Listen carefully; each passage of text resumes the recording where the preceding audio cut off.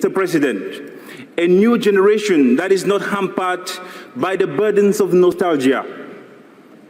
We are ready to look at Africa-France relations with fresh eyes, with optimism and with confidence.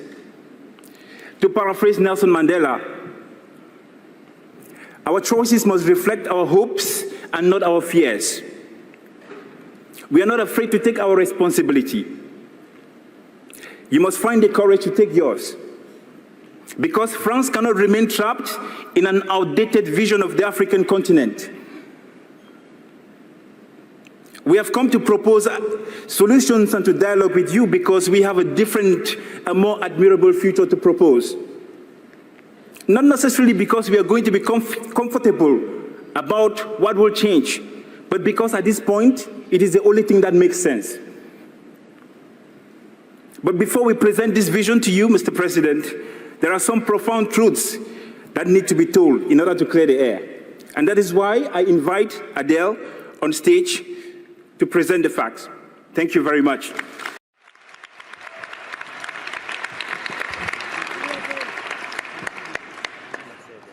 Bonjour.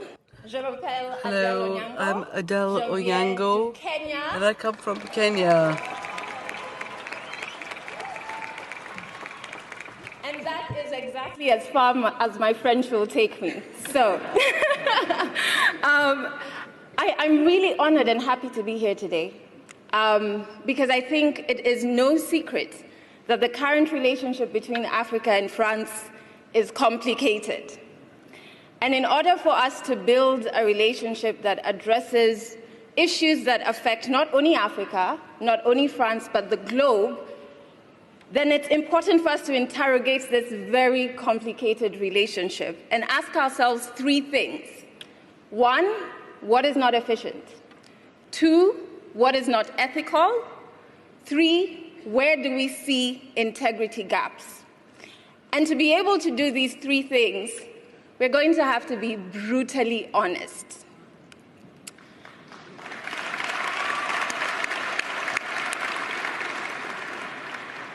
The history of colonization is understandably very important. For Africa, it's a path that is as painful as it is destructive. And the effects of colonization can still be felt to date. And I'm not just saying economically, but even on an interpersonal level. We, as Africans, feel the pain of colonization every single day.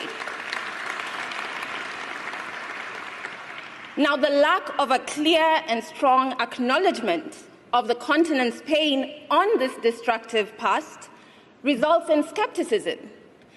And the absence of actions that will further push the acknowledgement is also a major issue in the current France and Africa relationship.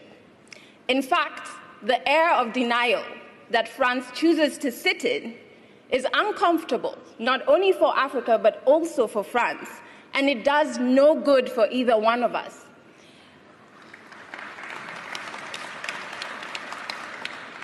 How can you trust the source of your pain when the source doesn't acknowledge it? What we end up with is skepticism on what exactly does France stand for. And so we ask you, Mr. President, how strong can a relationship that is built on pain, that is built on skepticism, and that is built on lack of trust really be? We, not just as a team here, but all of us in this room, and the 5,000 who helped with the report, and the millions more on the continent and off of the continent, want a commitment from you, Mr. President, that you will join us in the eradication of La France-Afrique, which is a very unfair dominance, and it has to end.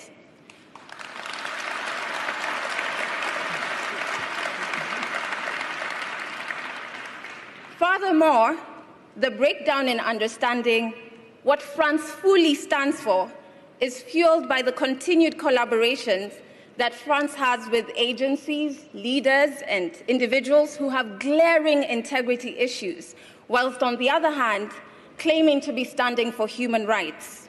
So on one hand,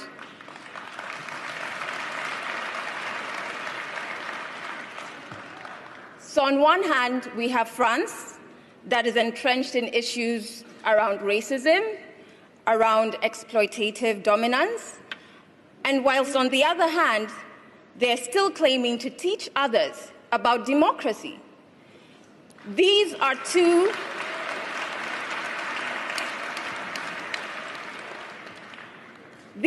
profiles that one cannot fill at the same time. And when you try to do that, we find it rather arrogant. What it creates is a cognitive dissonance, which is that discomfort you feel because of these two conflicting values. It not only doesn't make sense, it is unsustainable, it births a negative perception, and an ambiguity in knowing once again what values does France stand for.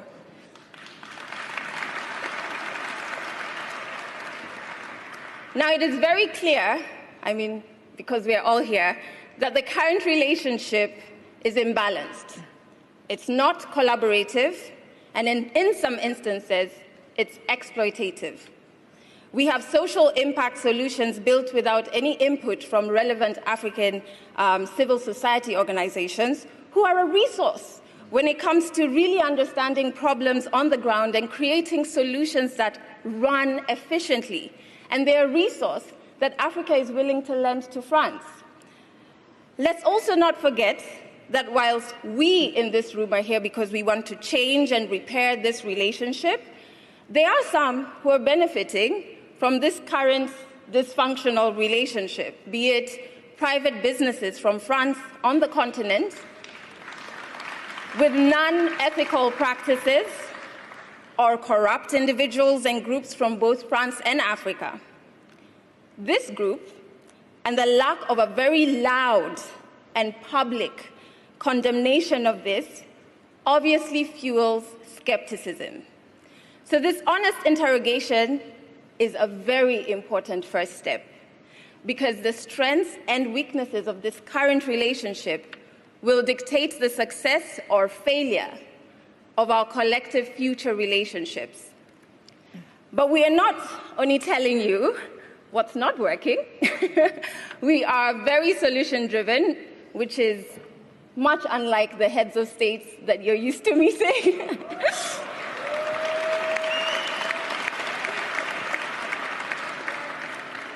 We know exactly what you need to commit to today, and we have a clear path on how we can achieve that. And that is what my brother Arthur will share with you. Arthur, c'est à toi. Thank you.